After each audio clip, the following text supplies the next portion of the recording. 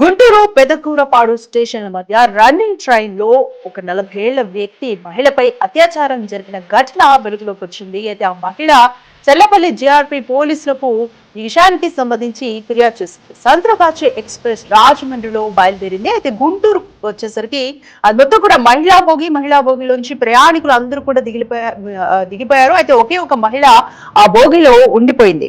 అయితే తర్వాత running train లో మిడిల్ లో ప్రాధేయపడి మహిళా బోగిలో ఎక్కారు 40 ఏళ్ల వ్యక్తి. అయితే 20 నిమిషాల తర్వాత, అంటే ఆ వ్యక్తి ఎక్కిన 20 నిమిషాల తర్వాత బోగి డోర్ మూసేసి కత్తితో ఆ మహిళను బెదిరించి ఆ మహిళ దగ్గర ఉన్న బ్యాగ్, సెల్ ఫోన్, అలాగే డబ్బులు లాక్కుని అత్యాచారం చేశాడు. ఆ తర్వాత పెదకూరపాడులో ఆ ఆగంతకుడు దిగిపోయినట్టుగా తెలుస్తుంది. అయితే ఈ ఘటనకు సంబంధించి మహిళ చెల్లపల్లి స్టేషన్ లో జిఆర్పి పోలీసులకు ఫిర్యాదు చేసింది. అయితే పోలీసులు ప్రస్తుతం ఆ ఆగంతకుడు ఎవరు అన్న దానిపైన దర్యాప్తు అయితే చేస్తున్నారు.